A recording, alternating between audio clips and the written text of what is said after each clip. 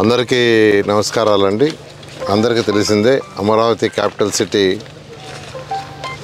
217 చదరపు కిలోమీటర్లో ఆ రోజు 2014-19లో నిర్ణయించడం, దానికి సంబంధించి రైతు సోదరులు కేవలం 58 రోజుల్లో 34,000 ఎకరాలు ఇవ్వటం, దాని మీద వెంటనే అటు సింగపూర్తోనూ గవర్నమెంట్తోనూ అదేవిధంగా Norman fast and partners London వాళ్ళతో యాక్చువల్గా డిజైన్స్ అన్నీ కంప్లీట్ చేయించి వర్క్స్ 48,000 కోట్లకు ఆ రోజు టేకప్ చేసాం.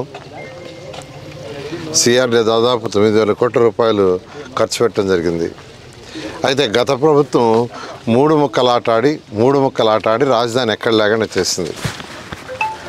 అంటే రాజధాని కట్టకూడదు అనే యొక్క దురుద్దేశంతో చేసిన పని అది, కేవలం దురుద్దేశం. అంతేకాకుండా ఇక్కడ ఒక మంచి రాజధాని వస్తే ఎక్కడ తెలుగుదేశం ప్రభుత్వకు మంచి పేరు వస్తుందో ఆ పేరు రాకూడదని ప్రజల యొక్క సొమ్ముతో కట్టిన 9,000 కోట్లని వేస్ట్ చేశారు. అంటే దుర్వినియోగమే.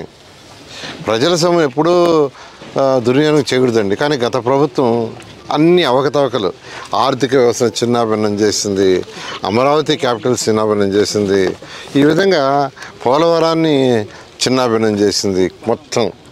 అయితే ఎలక్షన్స్కి ముందు గౌరవనీయ ముఖ్యమంత్రి నారా చంద్రబాబు నాయుడు గారు ప్రభుత్వం రాగానే వెంటనే అమరావతిని టేకప్ చేస్తామని చెప్పడం, మాట చెప్పిన ప్రకారమే దీన్ని టేకప్ చేసాం. అనేక లీగల్ హర్డిల్స్ అంటే అవన్నీ కూడా 1 by 1 చేసుకుంటే వాళ్ళు కట్టకపోతే గత ప్రభుత్వం క్లోజ్ చేసి ఉంటే కాంట్రాక్టులు ఇబ్బంది లేదు కాదు. వాళ్ళ కాంట్రాక్టులు క్లోజ్ చేయలే, వాళ్ళకి డబ్బులు ఇవ్వలేదు, ఏమీ చేయలే, అట్లా వదిలేశారు. అయితే ఈ ప్రభుత్వం వచ్చిన తర్వాత వాళ్ళ సమస్యలని మా ముందు పెడితే కమిటీలు వేసి కమిటీలు యాక్చువల్గా డిస్కస్ చేసి వాటిని మళ్ళీ అథారిటీకి పెట్టి అథారిటీ అప్రూవల్ తీసుకొని మళ్ళీ క్యాబినెట్కి పెట్టి క్యాబినెట్ అప్రూవల్ తీసుకొని స్మూత్గా క్లోజ్ చేయటం. అదేవిధంగా టెక్నికల్ అంటే బిల్డింగ్స్ 5 సంవత్సరాలు 6 సంవత్సరాలు ఖాళీగా వదిలేసినప్పుడు దాని స్ట్రక్చర్ని చెక్ చేయాలనే ఉద్దేశంతో అటు ఐఐటి చెన్నై, ఐఐటి హైదరాబాద్ ఇద్దరికి ఇచ్చి వాళ్ళ దగ్గర మళ్ళా టెక్నికల్గా స్టడీ చేసి చెప్పమన్నాం.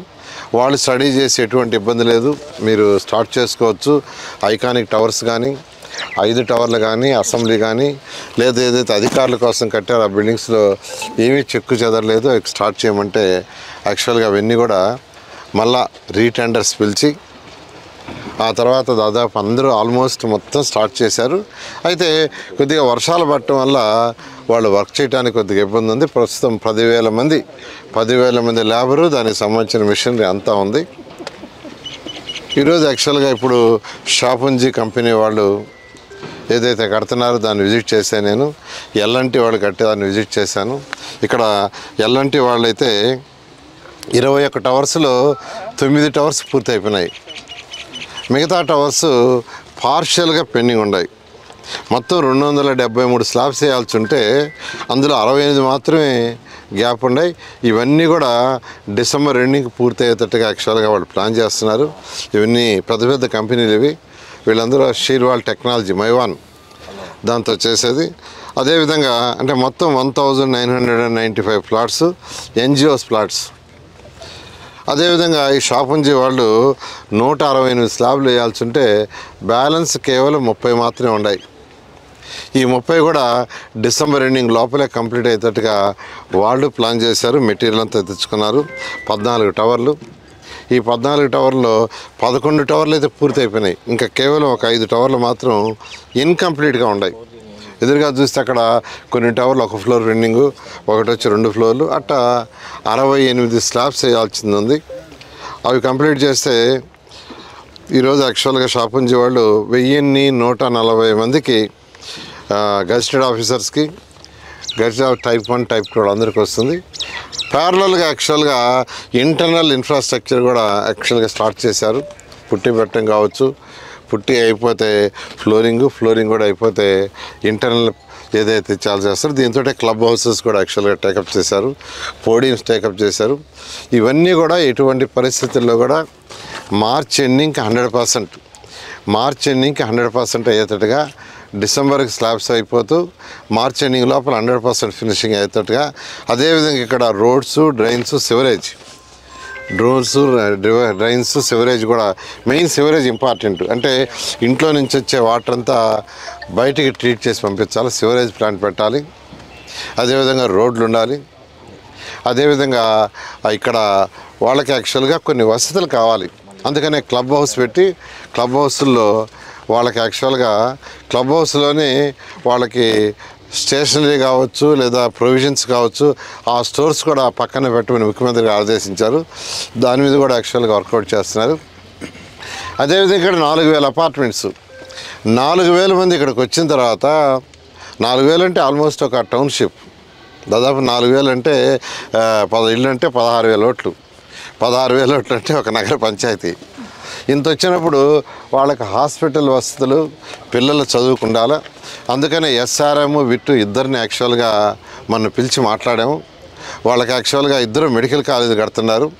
మెడికల్ కాలేజీ కట్టే దాంట్లో భాగంగా రేపు February 1st ఇద్దరిని 50 బెడ్స్తో ఫస్ట్ హాస్పిటల్ నిర్మించుకున్నాం విత్ ఎమర్జెన్సీ కేర్. వాళ్ళిద్దరు కూడా విట్ అండ్ ఎస్ఆర్ఎం ఇద్దరు కూడా 50 బెడ్లతో 50 బెడ్స్ ఉండే విధంగా, అంటే వాళ్ళది యాక్చువల్గా 150 ఇంటేక్తో యాక్చువల్గా చేస్తున్నారు. అయితే ఫేజ్ 1 అంటే మనకు ఇక్కడ వీళ్ళు ఇబ్బంది పడకుండా ఉండటానికి అవసరానికి 50 బెడ్స్తో ఇద్దరు అటు ఎస్ఆర్ఎం ఇటు ఇద్దరు నిర్మిస్తామని మాట ఇచ్చారు, మొదలు పెడుతున్నారు. అదేవిధంగా పిల్లల చదువు కూడా ఇబ్బంది కాకుండా ఉండడానికి CBSE స్కూల్స్ ఎస్ఆర్ఎం విట్టు ఇద్దరు యాక్సెప్ట్ చేశారు. నెక్స్ట్ అకాడమిక్ జూన్కి ఇద్దరు కూడా స్కూల్స్ రెడీ చేసి స్టార్ట్ చేస్తాం. ఎందుకంటే వాళ్ళ దగ్గర పనిచేసే ఎంప్లాయీస్ కూడా కావాలి. అదేవిధంగా ఇక్కడైతే ఎవరైతే మన ఎంప్లాయీస్ వస్తారో 4000 మంది, వాళ్ళ పిల్లలు ఎవరైనా ఉంటే చదువుకోవడానికి ఇబ్బంది లేకుండా ఈ విధంగా ఈరోజు అమరావతి క్యాపిటల్ సిటీలో CRDA అన్ని విధాలు ఆలోచిస్తుంది. ఏదో బిల్డింగ్లు కట్టేసి వదిలేయటం కాదు, బిల్డింగులతోటే వాళ్ళకి కావాల్సిన వసతులు, క్లబ్ హౌస్ కావచ్చు, వాళ్ళు వస్తువులు కొనుక్కోవాలంటే స్టోర్స్ పెట్టడానికి అకామిడేషను, సివరేజ్ ప్లాంట్, మళ్ళీ రోడ్లలో నీళ్ళు వదిలేయకుండా సివరేజ్ ప్లాంట్లు ట్రీట్ చేసి వదలటానికి రోడ్స్, పార్కులు, వాళ్ళ పిల్లలు చదువుకోవటానికి కూడా ఇబ్బంది లేకుండా ఎస్ఆర్ఎం విట్ వాళ్ళతో మాట్లాడాం. వీళ్ళే కాకుండా అనేక మందికి యాక్చువల్గా అలాట్ చేస్తున్నాం. అయితే వాళ్ళందరూ కొంత టైం తీసుకుంటా ఉన్నారు. విట్టు ఎస్ఆర్ఎం వాళ్ళైతే ఆల్రెడీ వాళ్ళ దగ్గర ఎంప్లాయీస్ ఉన్నారు కాబట్టి వాళ్ళ ఎంప్లాయీస్ పిల్లలు కూడా ఇబ్బంది పడుతున్నారు కాబట్టి రేపు అకాడమిక్ ఇయర్కే జూన్కే ఇద్దరు కూడా ఇద్దరు స్కూల్ స్టార్ట్ చేస్తూ ఉన్నారు. అదేవిధంగా ఇద్దరు 50 బెడ్. ఈ విధంగా అమరావతి క్యాపిటల్ సిటీలో రైతులకి ఏదైతే ఆ రోజు 34,000 ఎకరాలు తీసుకున్నామో వాళ్ళకి ఏదైతే మాట ఇచ్చామో 100కి 100 రూపాయలు యాక్చువల్గా 1 by 1 చేసుకుంటూ వస్తాం. బహుశా ఈ నెల ఈ జూలై ఆగస్టు 15th వరకు మనకు కొద్దిగా వర్షాలు అవి ఉంటాయి కాబట్టి అవుట్ సైడ్ వర్క్ చేయడం కొద్దిగా ఇబ్బంది ఉంటుంది. ఇన్సైడ్ వర్క్ చేస్తూ వర్షం లేనప్పుడు అవుట్ సైడ్ చేస్తారు. బయట అక్కడ ఏం జరగట్లేదు, ఏమీ లేదని ప్రచారం చేస్తున్నారు. ఎవ్వరూ నమ్మొద్దు. ఎటువంటి పరిస్థితుల్లో కూడా Amaravati capital city A to Z 3 సంవత్సరాలు ఎటువంటి పరిస్థితుల్లో కూడా పూర్తి చేస్తామని ప్రతినిధులు ఈ యొక్క అమరావతి క్యాపిటల్ సిటీలో ఉండే రైతు సోదరులందరూ తెలియజేస్తాం. Thank you. కానీ రైతులు కోరుతుంది ఏంటంటే మీరు మీ బిల్డింగులు లేకపోతే రోడ్లు వేస్తున్నారు. ఇక్కడ అమరావతి క్యాపిటల్ సిటీలో ఈ బిల్డింగ్స్ ఒక తీరండి, రెండోది ట్రంక్ రోడ్స్, మెయిన్ రోడ్స్, తర్వాత వచ్చి ఇంటర్నల్ రోడ్స్ అంటే లేఅవుట్స్ 2 ఉన్నాయండి. ఈ రెండింటికి కూడా టెండర్ ఇచ్చాం. 360 కిలోమీటర్ల ట్రంక్ రోడ్స్ అవి కూడా వర్క్ జరుగుతున్నాయి. అయితే వర్షం వల్ల కొద్దిగా అది ఇబ్బంది జరుగుతుంది. అదేవిధంగా లేఅవుట్స్లో కూడా రోడ్లు 1500 కిలోమీటర్స్ రోడ్స్ టెండర్ ఇచ్చింది. అది కూడా వర్క్ మొదలు పెట్టారు. అయితే వర్షాల వల్ల కొద్దిగా ఇబ్బంది అవుతుంది. అది నేను అనుకోవటం వచ్చే నెల 15వ తేదీ వరకు కొద్దిగా ట్రబుల్గానే వర్క్ జరుగుతుంది. ఆ తర్వాత యాక్చువల్గా వేగవంతంగా పోతుంది. అదేవిధంగా కొండవీటి వాగు, పాలవాగు, గ్రావిటీ కెనాల్ 3 కూడా టెండర్లు ఇచ్చాం. 3 వర్క్స్ కూడా టేకప్ అయినాయి. వాటిల్లో కొండవీటి వాగు అయితే 10% వర్క్ కూడా అయిపోయింది తవ్వకం.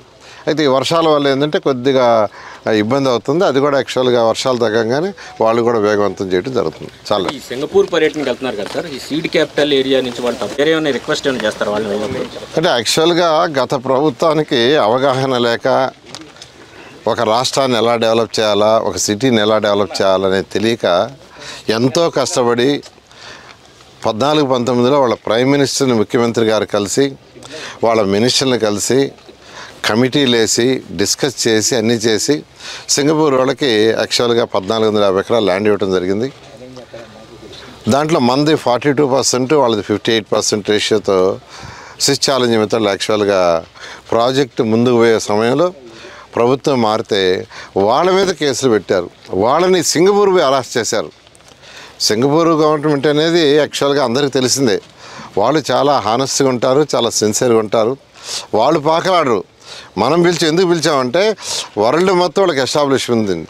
వాళ్ళు ఈడకి వస్తే పెద్ద పెద్ద బ్యాంకుల్ని, పెద్ద పెద్ద కంపెనీలని ఈడకి తీసుకొస్తే కమిట్మెంట్ అది. వాళ్ళకున్న గుడ్ విల్తో పెద్ద పెద్ద బ్యాంకులు, పెద్ద పెద్ద కంపెనీలు, పెద్ద పెద్ద సాఫ్ట్వేర్లు తీసుకొస్తే అనేక మందికి ఇక్కడ ఉద్యోగాలు వస్తాయి, మన ఆర్థిక వ్యవస్థ పెరుగుతున్న ఉద్దేశంతో ముఖ్యమంత్రి గారు వాళ్ళని రిక్వెస్ట్ చేసి మాట్లాడి చేస్తే గత ప్రభుత్వం చేసిన దానికి వాళ్ళు యాక్చువల్గా విముఖత చూపించారు. అయితే రిలేషన్స్ దెబ్బతిన్నాయి. మన ఆంధ్రప్రదేశ్ ప్రభుత్వానికి సింగపూర్కి ఏంటంటే వీళ్ళు ఇంతేనే ఒక ముద్ర వేశారు. ఫస్ట్ ఆ ముద్ర పోవటానికి ఫస్ట్ ముద్ర బాగొట్టుకోవాలా, తర్వాత వాళ్ళతో డీటెయిల్గా డిస్కస్ చేయాలా. అందుకనే ముఖ్యమంత్రి గారు యాక్చువల్గా టైం తీసుకున్నారు. దాని మీద పోతున్నాం. దాంతో ఇన్వెస్టర్స్ ఎవరైనా ఉంటే వాళ్ళు కూడా ఇన్వైట్ చేసి ఇన్వెస్టర్స్ కూడా డిస్కస్ చేసి ఎక్కువ ఇన్వెస్ట్మెంట్స్ వచ్చే విధంగా ప్రయత్నించాలి. నెట్ సిగ్నల్ అవి కూడా వస్తాయి తొందరలో. ఇప్పుడు చెప్పావు కదా, డిస్కస్ చేస్తాను. Okay, thank you.